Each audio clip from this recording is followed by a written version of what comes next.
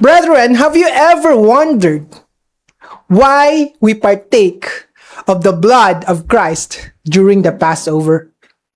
Why does it have to be wine to symbolize His blood? Why don't we just use water? Maybe grape juice? Maybe soft drinks? I'm sure some of us might appreciate drinking soft drinks instead. Probably it's very sweet, and maybe some of us might think that we might just use any other alcoholic drink, right? Why does it have to be wine? And most importantly, brethren, do we really understand the symbolism of the wine and what it represents? You know what, brethren? This message is designed so that we would better appreciate the emblems of the Passover. And I don't want us to just simply approach the Passover without actually knowing and understanding its meaning.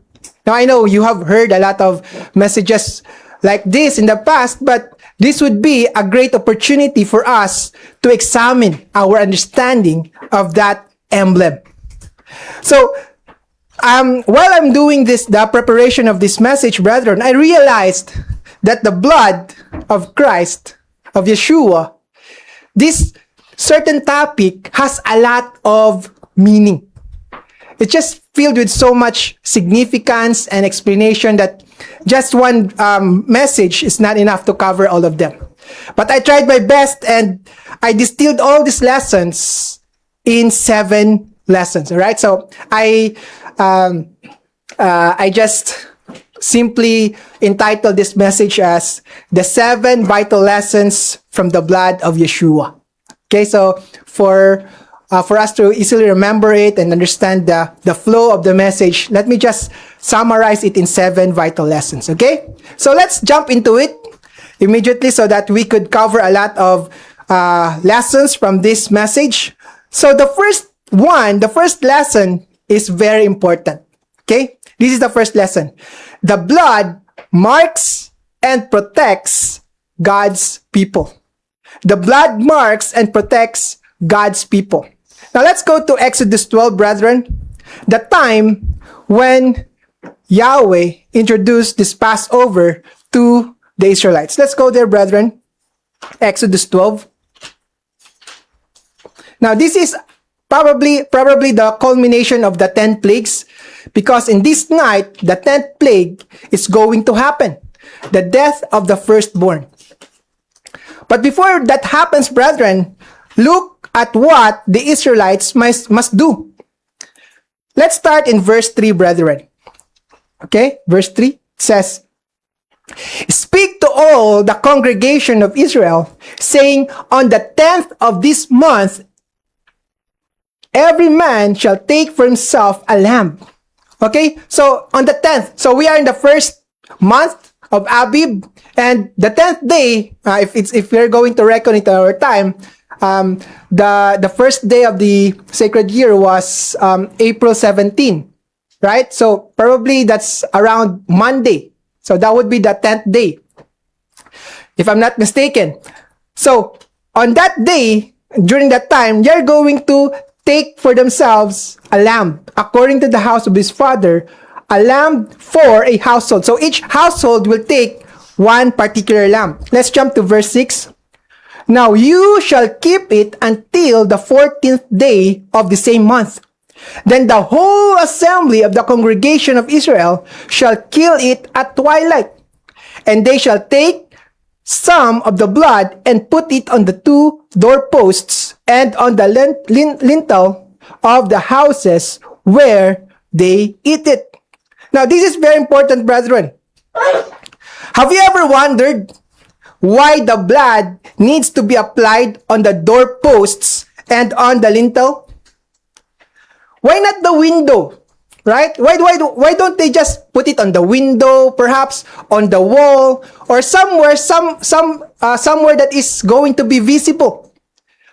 If this is the case, brethren, God could have just said, okay, just put it anywhere you like. You might put it somewhere that is you think it's more appropriate. But He specifically mentioned, instructed that the blood should be applied on the two doorposts, not just one. So, one doorpost, another doorpost, and that's not enough. You have to put it on the lintel. So, it is total covered, right, on the door. But why does it have to be the door? Well, it is because this door is going to show us, this is actually the one that represents the entry point of the house. So every time they go out and they go in of that door, they would see the blood. And that reminds them of the sacrifice that Yeshua, or the Passover lamb, it's going to be a reminder for them. And what else, brethren? It's a total covering. That represents a total covering, because they could not just simply, we don't have enough blood, maybe just the lintel or maybe just one post, but it has to be all over the doorpost, the lintel. So it tells us, brethren, that this is that they are completely covered by the blood of the Lamb, which represents the blood of Christ. Now, this is very important, okay? When they came, they come out or come in through that door, they are reminded that the sacrifice. But this is one important thing that we need to realize in verse 13, brethren. 12 verse 13. Look at this. Now the blood shall be a sign for you on the houses where you are. And when I see the blood, I will pass over you, and the plague shall not be on you to destroy you when I strike the land on Egypt. Very important, brethren. What would God look at? He would look at the blood. Okay? He would look at the blood. This is perhaps the most important and powerful truth the Israelites must need to understand. You know why? Because the blood will serve as the sign. It means that the blood gave the Israelites their identity. Okay? Their identity. In the same manner, brethren, when we receive the blood of Christ, of Yeshua today, it also gave us a new identity. When we were purchased by the blood of Christ, we were given a new identity. And that is, we have become part of God's chosen people. We have become part of God's chosen church. Now, there's a powerful analogy here, brethren. Remember, the Israelites needed to apply the blood of the lamb on the doorpost and lintel. Right? They're going to put it on the door. But when Christ was crucified, where is that blood applied now? It's no longer in the doorposts. When he was crucified, his blood was applied on the torture stick. Yung dugo niya, nandun. And that reminds us of the significance of his suffering and death. We read in Galatians 2 verse 20, brethren, this is our new identity. Okay? When we receive the blood of Christ, when we take that in our lives, we also take on a new identity. Okay? Galatians 2 verse 20, we read, every one of us, I have been crucified with Christ. Do you understand that, brethren? Do you believe that you have been crucified with Christ? That I have been crucified with Christ? This is what the Bible says, brethren. Thus, don't be surprised if you suffer when you follow Christ. Brethren, crucifixion is something that is unpleasant. It is painful. It is something that would make you suffer. That's why, brethren, don't be surprised that, it's so hard to be a Christian. It's so hard to follow Christ. Wag na lang. Kapoy, lisod. I don't want to live this kind of life. I want something that I can do by my own terms. That's how it works, brethren. You cannot simply accept Christ and not be crucified with Him. That's why, brethren, if you cannot get a stable job because of the Sabbath, that's you being crucified with Christ. If you don't get good grades because of the feasts, that's you being crucified with Christ. If you get ridiculed, get ostracized, rejected, and forgotten, that's you being crucified with Christ. That's the kind of life that we are called to. Thus, don't ask God why you are suffering in Him. Because Yeshua suffered even more than we do. Si Yeshua nga, grabe pa ang kanyang suffering, tayo pa kaya? But here's the good news, brethren. Galatians 2:20 does not end there. Look at this, brethren. I have been crucified with Christ. It is no longer I who live. Did you see that, brethren? It is no longer I who live, but Christ lives in me. So that is, when Paul said, it is no longer I who live, he is referring to an old identity. That identity that deserves death. Your old self, it deserves death. Okay? That old self deserves death, but thankfully, it is Christ who lives in us already. That means that we get a new identity, and that is Christ living in us. So, this tells us, brethren, let me finish. And the life which I now live in the flesh, I live by faith in the Son of God, who loved me and gave Himself for me. That's why, brethren, when you accept Yeshua in your life, and whenever you do something that is good, whenever you serve others, whenever you have accomplished something, you have achieved something, you cannot get the credit of that. It is not you. It is Christ who lives in me. Hindi mo pwede sabihin na, ang galing-galing ko, ang galing kong kumanta, ang galing kong mag-preach, ang galing kong gumawa nito, ang galing kong mag-serve dito. It's not you who is doing that anymore, brethren. It is Christ who lives in me. So, this tells us, brethren, when you finally realize that, you can say the same thing as the Apostle Paul said in Philippians, that you can do all things through Christ who strengthens us. That's why, brethren, we can confidently say that, because we now have a new identity in Christ, and that is made possible by His blood. And what else, brethren? If you go back to Exodus 12, what's more amazing about this is that the blood becomes the sign of our identity. When God looks at the house during the Passover, He did not anymore examine who is inside the house. He simply looked at the door. Is there a blood? Okay, there's blood, so I will not. The plague will not get inside. So you could see, brethren, our protection and our marking is not based on who we are. God did not check, ikaw, mayaman ka, mahirap. Mayaman? Okay, pwede ka na. You are protected. Mahirap, patay. It did not work that way. He simply looked at the blood. It does not, our protection did not depend on who we are, what we have done, or our status in life, our gender. It did not. He only looked at the blood. And this tells us, brethren, that salvation starts with the grace, mercy, and love of God. It does not depend on us. Salvation started because of His grace toward us.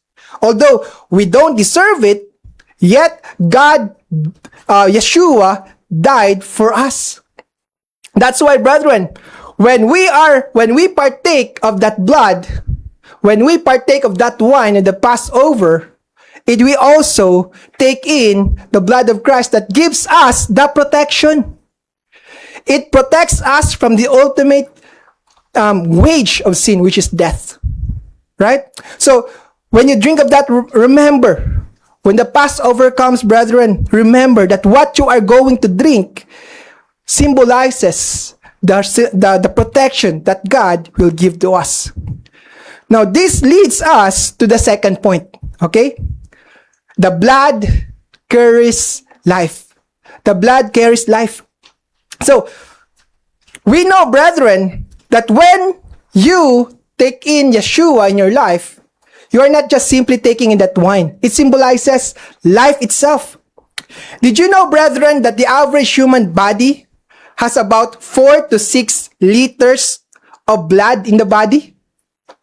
So you can maybe you cannot visualize it, but you can just think of the 1 liter soft drinks. Okay, kanan yata yan. Oh, the 1 liter soft drinks. So times 5 of that. That's how much. Times 4 to 5 to 6. That's how much blood you have in your body. And that accounts about 8 to 10% of your total body weight. However, you know, brethren, blood is crucial for life. Okay? Losing just more than about 1 liter blood is already life-threatening. 1 litro lang ng dugo. If you lose that, it's going to be a life-threatening situation for you. Your blood carries oxygen to your cells so they can create energy. It defends your body against intruders. The blood carries nutrients such as vitamins, minerals, sugars, fats, and proteins around your body. And it also helps in regulating hormones.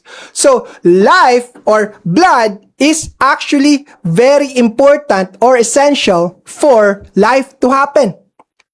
And this is supported by the Bible. Let's go to Leviticus 17 verse 12, brethren. Leviticus 17 verse 12. It says, "For the life of the flesh is in the blood." You see that, brethren? This is confirmed. For the life of the flesh is in the blood, in verse 14. For it is the life of all flesh. Its blood sustains its life. Therefore I said to the children of Israel, you shall not eat the blood of any flesh, for the life of all flesh is its blood. Whoever eats blood shall be cut off. Now, this verse confirms that blood is equal to life. Okay? It simply means that without blood, there is no life. Right? That's why when someone dies, if it's going to, embalsamo, if it's going to go through embalming, they remove the blood. Because that's how it is. You are actually dead when you don't have blood. But can you just see how interesting this is, brethren? In the Old Covenant, in Leviticus, God is forbidding the Israelites to drink blood, to eat it. And yet, when the New Covenant happens, when it came, what did Yeshua said? What did he say? He said, "You drink my blood." So, it's kind of interesting. Why would Yeshua say that you have to drink my blood, and then in the Old Testament, he says, "Do not drink my blood. Do not drink blood." Well, this is because animal blood could only sustain animal life. Human blood can only sustain human life, obviously. But Yeshua's blood sustains eternal life. This is what it says. Let's go to John 6, verse 53 to 50. John 6, 53, verse 54. John 6. John 6:53 says,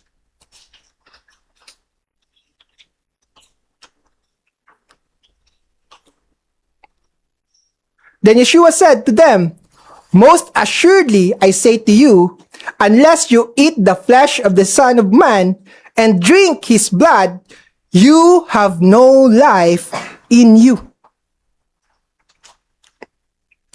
It says here, brethren, if you don't drink his blood, what will happen? You have no life in you. That is how important it is for us to partake of the Passover. The consequences are great. It is dire.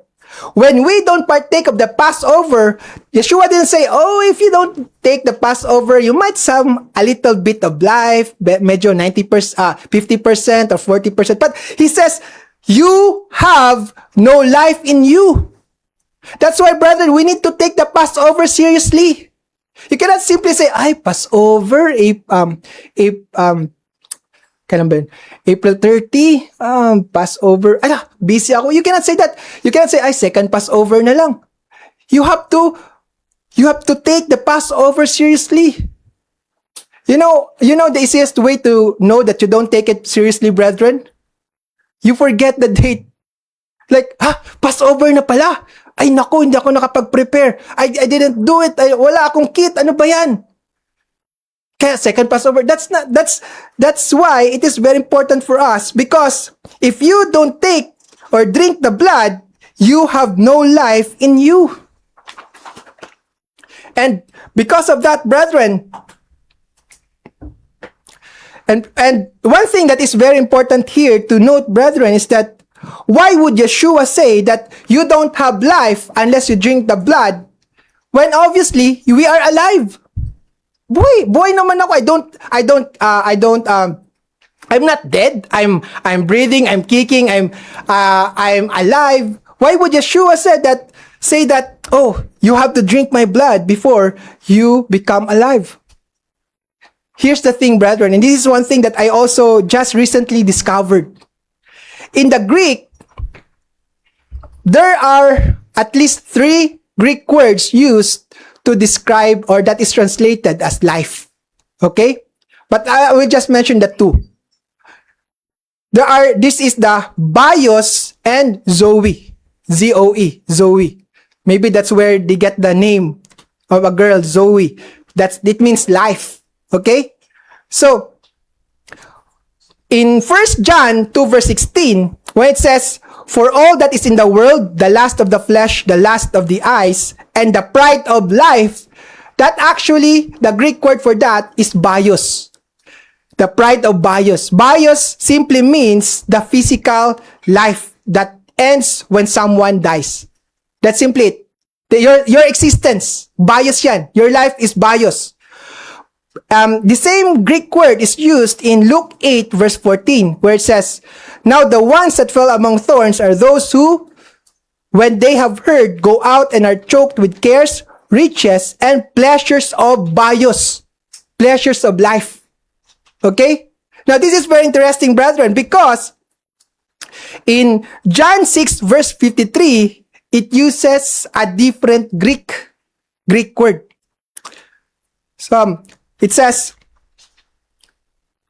most assuredly I say to you, unless you eat the flesh of the Son of Man and drink his blood, you have no Zoe in you. Now this word Zoe it's referring to not always, but generally, it refers to our spiritual life. Okay? So this means that when Yeshua says you don't have life in you, you don't have Zoe in you, this is also the same Greek word used in Romans 6:23. It says, for the wages of sin is death, but the gift of God is eternal Zoe. It's not eternal bios, it's Zoe. So you could see here, brethren, that Yeshua is telling us that unless you partake of my blood, you are physically dead. You might be breathing physically, but you are not spiritually healthy. You are dead. That's why, brethren, we need to partake of that blood so that we will get spiritual Zoe, spiritual life. And this leads us to the third lesson. Okay, this is connected. The third lesson is this. The blood must be personally received. The blood must be personally received. Okay? Let's go back to Exodus 12 verse 3, brethren. Okay? Exodus 12 verse 3. It says, your lamb shall be without blemish, a male of the first year. You may take it from the sheep or from the goats. Now you shall keep it until the 14th day of the same month.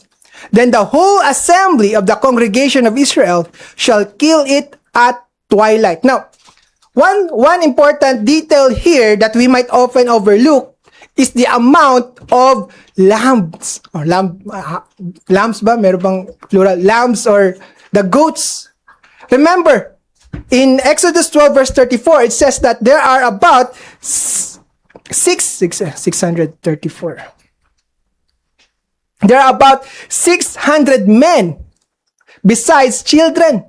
So if we would just estimate, perhaps it says that one lamb for each household, about 600,000 men represents, let's just say it represents one household. Okay, so but it says that if the household is too small, we can combine it. So let's just say there are about 300,000 households in Israel. Can you just imagine how many lambs or goats should needed to be killed during that time? That's a massive amount. This is just an estimate. The Bible did not specifically say how many animals were being killed, but this is just an estimate. About 300,000 goats or lambs were killed that night. That's a very bloody night. Can you just imagine killing 300,000 animals? And you have to shed the blood. You have to intentionally bleed it out, the blood. No, that's just that's a massive amount of blood that needs to be used. Grabe. But you know what, brethren? Even though a family would kill a lamb, it's not enough. Okay? Even though every drop of blood is available, it's not enough. Why? Because in verse 4, Exodus 12 verse 4, it says, after killing the animal, what should they do? And they shall take some of the blood and put it on the two doorposts and on the lintel of the houses where they eat. So if your family, if you imagine yourself in that situation, if your family killed the lamb but never applied the blood, like, oh, it's enough just to kill. Why do we have to ruin the beauty of our house? Ang ganda, bagong paint pa, or I don't know if they have paint, but it would just ruin our house. We don't have to apply the blood. Would that be enough, brethren? No. It won't make, or it would not add the bark on your house. The blood is only effective when it is applied. So this is a very important lesson, brother. Imagine if you have these two household, one household believes that, oh yes, the blood would help us. The blood would both of the household would say that it would help us, it would save us. But only one household applied the blood. Do you think both households would be saved? No. It's only the one who actually applied the lamb. That's why, brethren, if you go back to John 6 verse 56, let's go, brethren. Let's go back there. John 6 verse 56. This is the same verse that we read earlier. John 6, 56. It says, he who eats my flesh and drinks my blood abides in me, and I in him. So you have to do something with that blood. The Bible's very clear, brethren, that we need to personally and individually drink of that blood.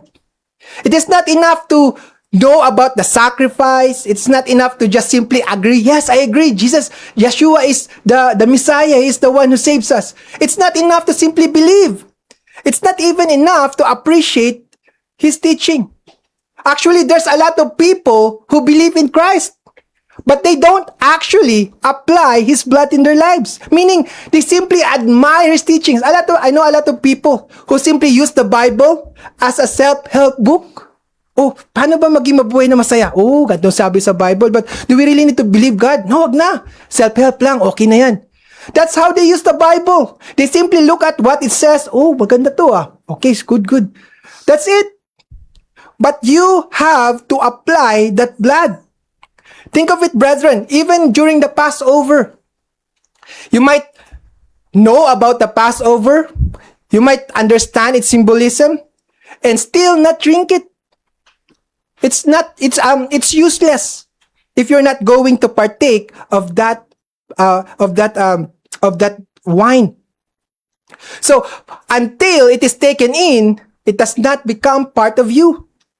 You see, brethren, Passover is not just a historical remembrance. It's not just a ceremony that we do every year. It is actually deeply personal.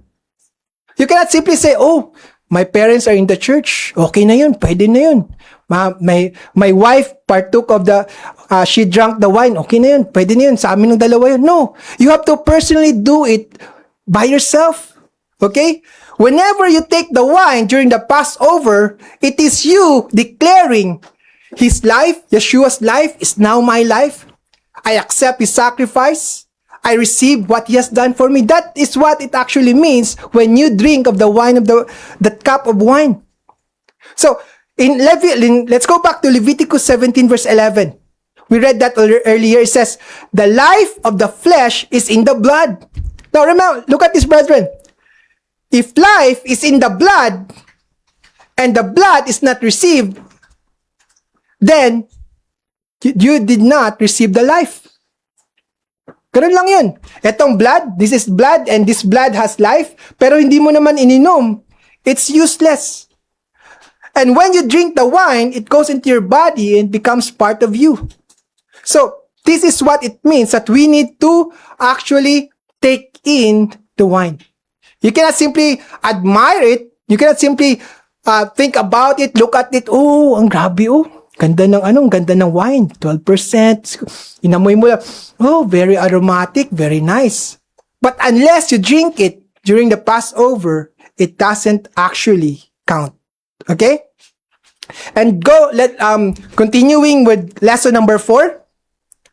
Let's go to lesson number 4. This is very important. The blood had to be shed. The blood had to be shed. Now, this is actually a very powerful lesson that is often overlooked. What does it really mean for blood to be shed? The shedding of blood. Shedding means allowing the blood to flow. Okay? Allowing the blood to flow. So why does it have to flow? Why don't we just simply drown? Maybe pwede na siguro i-drown na lang yung lamb. I will drown it, or maybe I will just suffocate it. Sakalin ko na lang. What if I will just poison it or let it die with the disease? Why does it have to be shed? Shedding of the blood. Right? It's like why is it important? Well, Hebrews 9 verse 22 gives us the answer. Hebrews 9 verse 22. And according to the law, almost all things are purified with blood. Look at this, brethren. And without shedding of blood, there is no remission. Kaya pala. We need to shed the blood for our remission. Now, the next question is, what is remission? Actually, I did not fully understand what this means. Remission. Re means again. Mission. Mission again. What does it mean? Let's go to the Greek word to understand this. Remission came from the Greek word aphesis. Aphesis.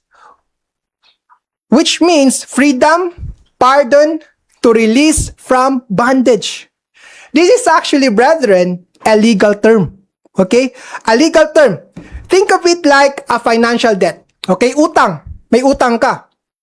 Okay? Sabihin natin, nagkautang ka sa bangko. You have a financial debt in the bank. Perhaps, kumuha ka ng loan, or kumuha ka ng sasakyan, or whatever. Okay? The moment you incur a debt, your name would be on their books. Nakasulat na yun, listahan. You have your name there. Joshua Infantado, you have this amount you have 1 million in debt. That is the debt. You are listed in the book. And as long as your name is listed on the book, the collector would come and collect your debt. Okay? So that is how it works. But when remission is applied on your debt, okay? Ito na yung remission. When remission is applied on your debt, the debt will be crushed out from the book. Okay?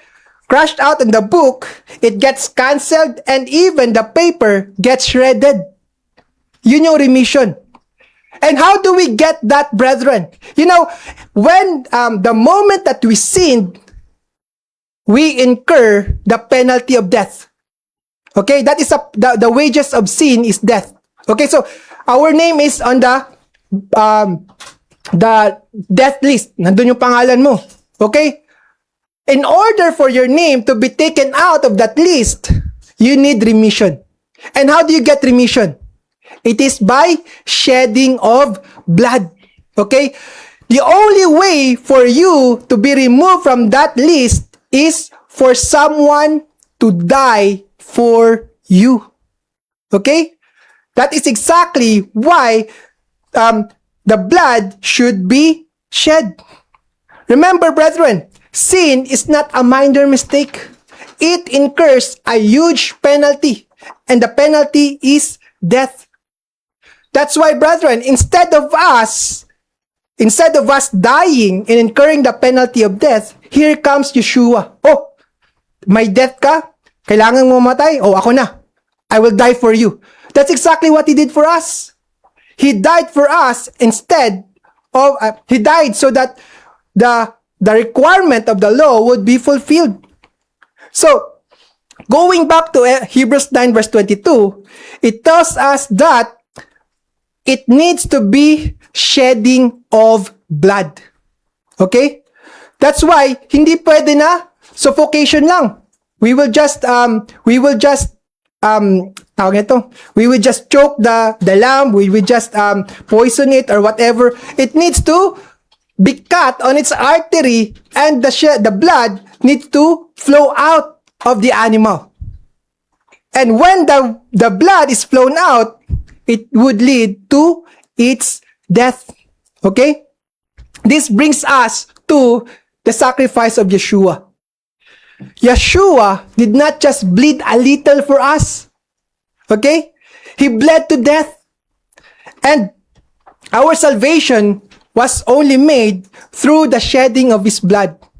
Okay? When Yeshua came here on earth, that's not enough. Oh, I turned into a human being. Okay na. Save na sila. Hindi. Okay. Perhaps His teachings are enough. Okay, nag-teach na ako. Gitong ginawa ko. That's enough. No. That's not enough either. Or maybe, sige, you can slice me a little bit here. Okay, slice me, pero yun lang konting dugo lang, okay na. Is that enough? No. He needs to be actually, his blood needs to actually be shedded for us. Kailangan he needed to die for us. And it is through the shedding of blood that our salvation was made possible. In Isaiah 53 verse 12, brethren, it says, Isaiah 53 verse 12, therefore I will divide him a portion with the great, and he shall divide the spoil with the strong, because he poured out his soul unto death. Meaning, he also shed his blood for us unto death. In Matthew 26 verse 28, look at this, brethren. This is actually Yeshua himself talking. Matthew 26 verse 28. For this is my blood of the new covenant, which is what? Which is shed. Which is shed, or if you're going to look into the Greek word, it also means poured out for many for the remission of sins. That's why, brethren, when the audience of Yeshua heard this, they were offended. If you're going to read John 6, later that chapter, it says that a lot of people walk away from God. From Yeshua. They stopped following Him. Why? Because they cannot understand. What do you mean drinking the blood? Eating the body? That's cannibalism. We don't do that in Judaism. A lot of people went out. Ayoko na yan. Ang hirap. Ano ba nagsasabi niyan? A lot of people were offended by His teaching. And this is what we also see during this time. A lot of people misunderstand His vision. A lot of people were offended by His teaching. But we know that He came on earth to shed His blood for us. That's why, brethren, during the Passover, it's not enough to simply display the wine. Okay, ito, wine bottle. It's not enough. You have to pour it out. Kailangan mo tong ibigay. You have to pour it out for many, for the remission of sins. That connects us going back to the book of Hebrews. The shedding and the remission. It's connected. So this is not actually a coincidence that we are reading all these things. It is a deliberate truth that we must all understand. In John 19 verse 34, we read 19 verse 34, "But one of the soldiers pierced his side with a spear, and immediately blood and water came out." That is the shedding of blood. This is the sign that the battle is already empty and had given every drop of his blood for us. This means, brethren, that the debt was not partially paid. It was satisfied in full. Our debt has been paid. And the only reason your sins are forgiven, brethren, it's because of the shedding of Christ's blood. You cannot pay out your own debt. It's like having a debt of maybe 50 million pesos or something that is way beyond your ability to pay off. You are drowning in debt and there's no hope for you, but here comes Yeshua pulling you out of that debt, and He gives you a new life. You cannot simply have your sins forgiven by simply thinking of good thoughts, of doing good works, or doing things, or maybe visiting 10 churches every year. That's not how it works. You have to actually receive the sacrifice of Yeshua and His blood applied to you. Okay? We cannot remove sin by our own effort, but by God's or Yeshua's shedded blood for us. Alright? So let's go to number 5. The 5th lesson here. The blood came through suffering. The blood came through suffering. Now, here's something that is very interesting.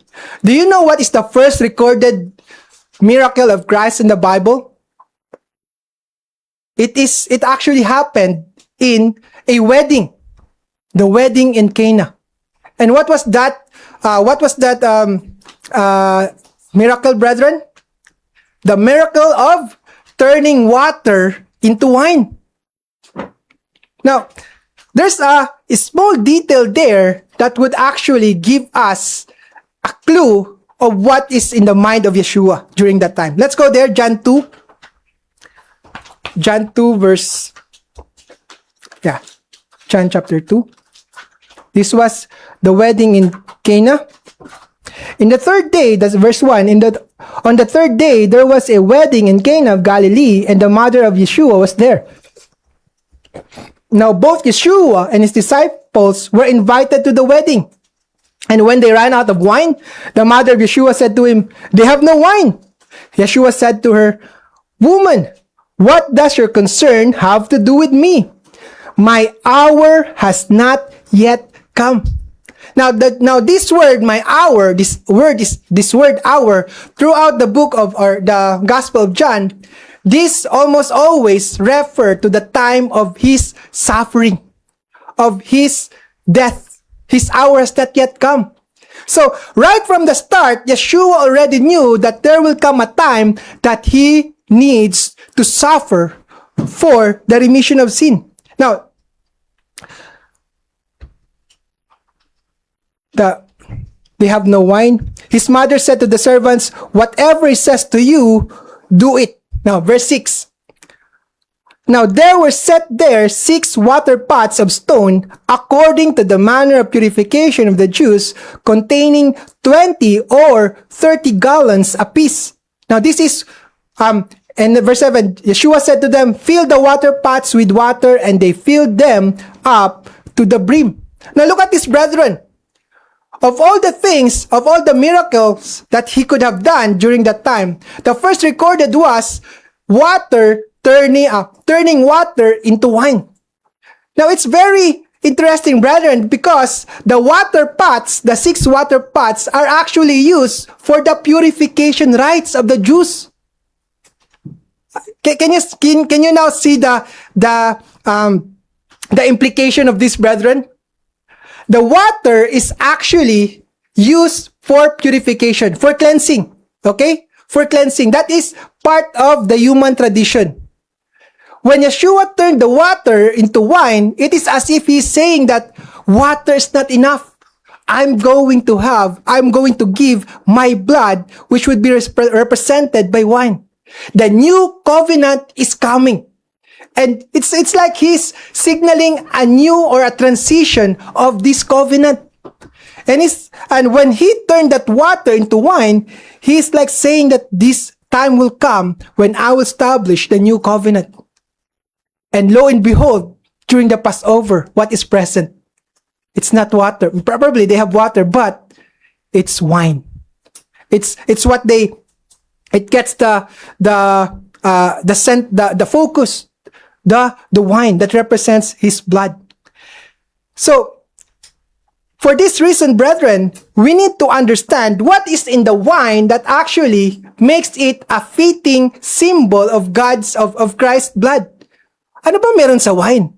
Why didn't God just choose other types of fluid? Why specifically wine? So we need to ask, how exactly is wine produced? Paano ba ginagawa ang wine dati? Let me show you a picture of a wine press. Okay? I've sent there.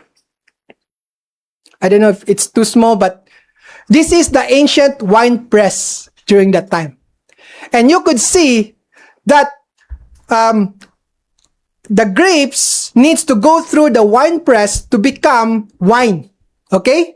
Okay, so how do they press the wine? They step on it.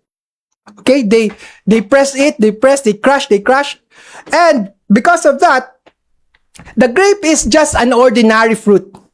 And nothing special about it until it goes through the weight of the press. And its lifeblood or its juice is squeezed out of it and it becomes wine. Okay? Now, this actually illustrates the type of suffering Christ went through. In Isaiah 53 verse 5, it says, "But he was wounded for our transgressions." Look at the words used here. Wounded for our transgressions. He was bruised for our iniquities. Look at this, brethren. He was wounded for our transgressions. It's not his transgressions. We are supposed to be the one who should suffer the death. And yet it is him who took upon him the penalty for us so that we don't have to go through that process. Look at this. He was bruised for our iniquities. The chastisement of our peace was upon him, and by his stripes we are healed.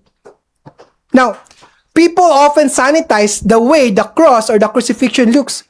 Take a look at this. This is the typical crucifixion picture that we typically see. Okay? A man hanging in the cross. There's a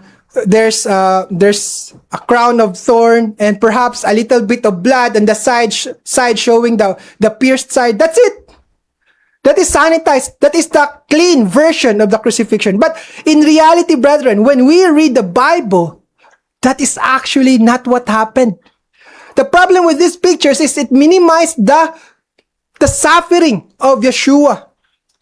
Let me just read to you how it really means for Yeshua to go through the wine press. Okay? The blood that comes out from him is a result of brutal intentional process. Christ's blood was not cleanly cut. Hindi yung konti, yan na, kunin mo na yung dugo ko. That's not how it works. It was not surgically and precisely taken out of him. And it was not done so that it could be painless as possible. No. Just like in the grapes in the wine press, he was crushed. Let me read an excerpt from the Expositor's Bible commentary of the description of Christ's suffering. The Romans first stripped the victim and tied his hands to a post above his head. Okay? He was taken off. The clothes were taken off. The whip, the flagellum, was made of several pieces of leather with pieces of bone and lead embedded near the ends. 2 men, one on each side of the victim. So parang ganito, nandito siya sa gitna. 2 men here. Usually did the flogging. The Jews mercifully limited flogging to a maximum of 40 stripes. The Romans had no such limitation. The following is a medical doctor's description of physical effects of flogging. The heavy whip is brought down with full force again and again across Yeshua's shoulders, back, and legs. So it's full force. Hindi yung konti lang, ay, baka masaktan. Konti lang. One na yun. Two. No, talagang malakas. Talagang nanggigigil sila sa galit. They are really sadistic. They want to inflict as much as pain as possible in the body of Christ. At first, the heavy tongues cut through the skin. Ito, konti pa lang. At first, unang strike, konti pa lang. Then, as the blows continue, they cut deeper into the subcutaneous tissues, producing first an oozing of blood from the capillaries and veins of the skin, and finally, spurting arterial bleeding from vessels in the underlying muscles. So you just can imagine how much blood is being squeezed out from Yeshua's body. Finally, the skin of the back is hanging in long ribbons, and the entire area is an unrecognizable mass of torn, bleeding tissue. Grabe. Siguro isang whip lang masakit na. And this was done more than 40 times. Grabe. This is, pagkatapos siguro nila sa likod, oh, harap naman. Akala mo, tapos na. Harap naman. They really want to inflict maximum damage. That's why it's still surprising that victims of Roman flogging seldom survive. The crown was made of some kind of prickly plant, which has about 3 inches of thorns. 3 inches. This they pressed into the scalp. Again, there must been copious bleeding because the scalp is one of the most vascular areas of the body. The marking was followed by further physical violence. The blows hitting his head from the staff drove the thorns more deeply into the scalp of Yeshua and caused even more profuse bleeding. They also kept spitting on him. At last, tiring of their sadism, the soldiers tore the robe from Yeshua's back. The fabric had probably stuck to the clots of blood and serum the wounds. Thus, when it was callously ripped off of him, it caused excruciating pain, just as when a bandage is carelessly removed. You know, if you have bandage on your wound, tapos biglang tinanggal, sobrang sakit niyan. That's what happened. The spike in the wrist would have crushed the median nerve, the largest nerve leading to the hand. This causes a sensation similar to lightning shooting up the arm, a permanent agonizing shock. So you could just imagine the amount of pain that Yeshua went through that day. And yet, that should have been us. It was not for his transgression. He's perfect. But because of our transgression, he was wounded. He was tortured because of our sins. And this is the type of sacrifice that Yeshua made for all of us. That's in Gethsemane, okay, the Garden of Gethsemane, under the internal pressure of agony, he sweat drops of blood. Alam niya kung gaano kasakit ang crucifixion. That's why his mental anguish led him to the physical flowing of blood. And you know what Gethsemane means? Gethsemane means oil press. Kahit pala yung lugar niya, no? Press pa din. Parang, hindi lang siya naging the wine press, but it's oil press. But similarly, it's still press. Under the scourge, his back was plowed and blood was torn from him. Under the thorns, blood was pressed from his brow. Under the nails, blood was driven from his hands and feet. Grabe. That's why, brethren, we need to realize that every location where Yeshua bled was a place where he was crushed so that we could be healed. There's no such thing as painless redemption, brethren. He has to go through the pain. That's why, brethren, when we come to the Passover, we should not take it lightly. When we hold the cup of wine, brethren, we need to remember that cup represents every drop of blood and the agony of Yeshua, so that we don't have to go through the same penalty. Okay? Number 6, brethren, The blood supports the salvation process. Okay? We need to ask, what does the blood actually do for us? Okay?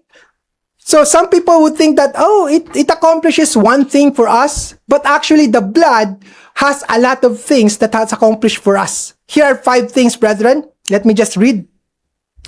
The blood redeems us. We read in 1 Peter 1 verse 18 to 19, knowing that you were not redeemed with corruptible things like silver or gold from your aimless conduct received by tradition from your fathers, but with the precious blood of Christ as of a lamb without blemish and without spot. For us, brethren, forgiveness feels like free. Libre lang yung, the forgiveness was free from our sins. But it was actually costly in the part of our Father. Okay? There's no amount of silver or gold in this world that is enough to pay us back. It took the very blood, the very life of Yeshua for us to be redeemed. That's how precious we are in the sight of God. That He was able, or He was ready to give up His Son for us. Number 2, the blood cleanses us. 1 John 1 verse 7, but if we walk in the light as He is in the light, we have fellowship with one another, and the blood of Yeshua the Messiah, His Son, cleanses us from all sin. Okay? Not some sin, not most sin, but all sin. So you can say, I sinned so much, parang hindi na yata ito mapapatawad ng Panginoon. Hindi. We are going to be cleansed as long as we receive that sacrifice. All our sins, no exemption, would be washed away. Number 3, the blood justifies us. Romans 5 verse 9. Much more then, having now been justified by His blood, we shall be saved from wrath through Him.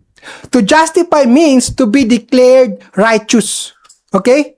Not because we are perfect, not because we are innocent, but simply because the debt has been paid in full. Okay?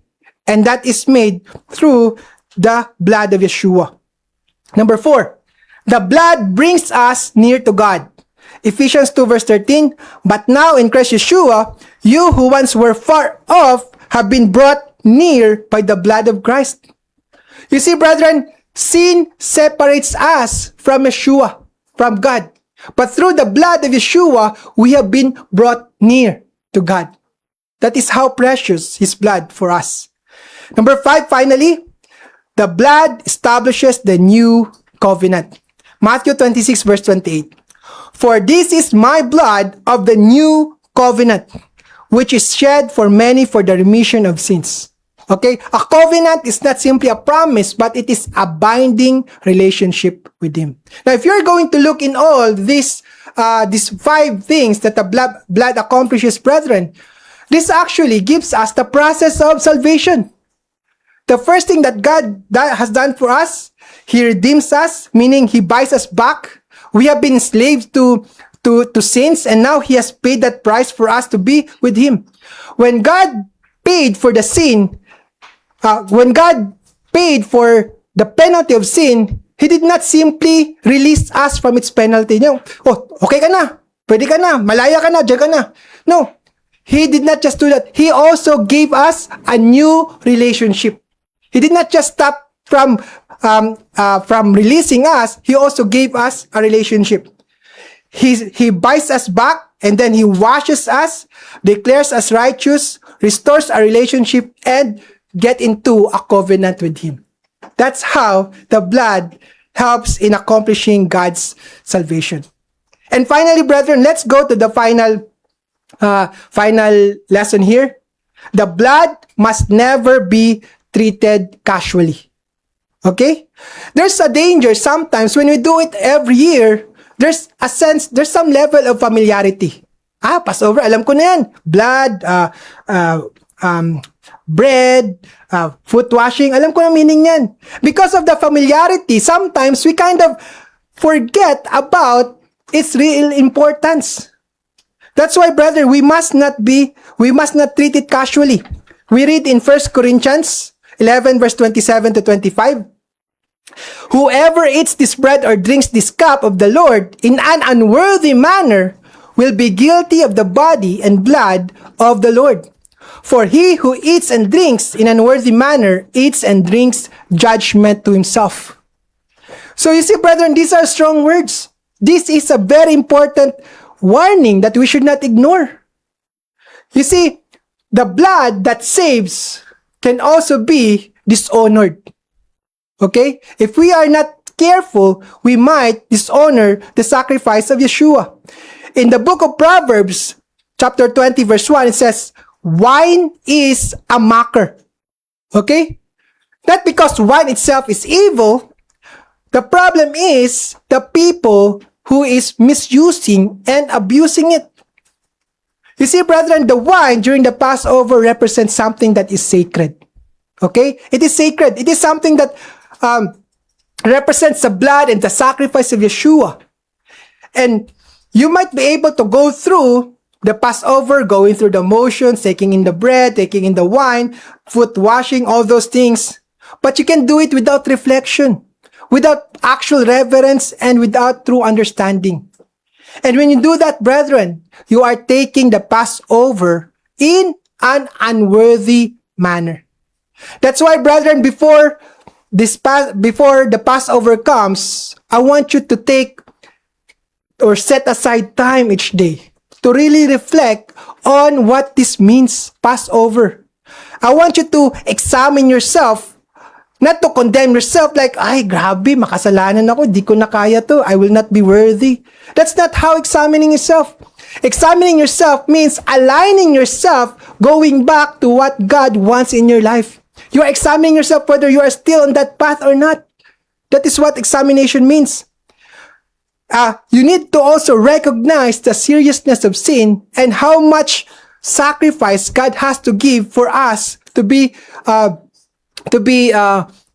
redeemed from our sins. And let's approach that Passover with a heart that deeply values the sacrifice of Yeshua. Okay? So, these are the questions that I want to ask. I want you to ask yourself before you take the Passover. Do I truly understand what this represents? Do you really understand the foot washing, the bread, the wine? Do you really understand what it means? Am I living in a way that honors the sacrifice? Or just basta-basta na lang? Am I taking this lightly or reverently? I don't want you to go to the Passover and simply just be present. Hey, Passover, oh, andito ako. I took it. Ganun lang. You need to really take the time to reflect on your spiritual growth. And finally, am I thankful for the sacrifice of Christ? Hindi biro ang ginawa ng Panginoon para sa atin, brethren. It's not something to be taken lightly. It's something that is very serious. That's why we really need to understand this. So, brethren, as we come to the end of this message, let us bring everything together as we have seen in this sermon. The blood of Christ is life. It was shed for us. It must be received. It came through suffering. It made salvation possible for all of us. And it must never be treated lightly. Think again about the Passover during the time in Egypt, brethren. There were only two kinds of houses that time. Those with the blood and those without the blood. There was no middle ground. You cannot simply say, oh, I will just stand between this door para medyo safe, medyo hindi. Baka hindi pala totoo. Baka pala hindi mangyari yung 10th plague. That's not how it works, brethren. It's either you are covered by the blood or not. It's either you have the mark or not. It's either you are covered by the blood of Christ or not, brethren. And in just a few days, brethren, we will once again hold that cup in our hands. And let this be not just another Passover ceremony for us, but let it be a reminder of the life that has been poured out for us. So when that moment comes, brethren, let us not take it casually, but let us take it with deep reverence, true understanding, and sincere gratitude. Because what we hold in that cup represents the very reason you are forgiven, the very reason we have life, and the very reason we can now stand in front of God. Hello friends, I need your help. If this is not too much to ask, please like, comment, and subscribe to our channel. This should only take 5 seconds of your time, but this simple gesture would help me reach more people and share the Word of God with the rest of the world. You have the power to make a difference in people's lives.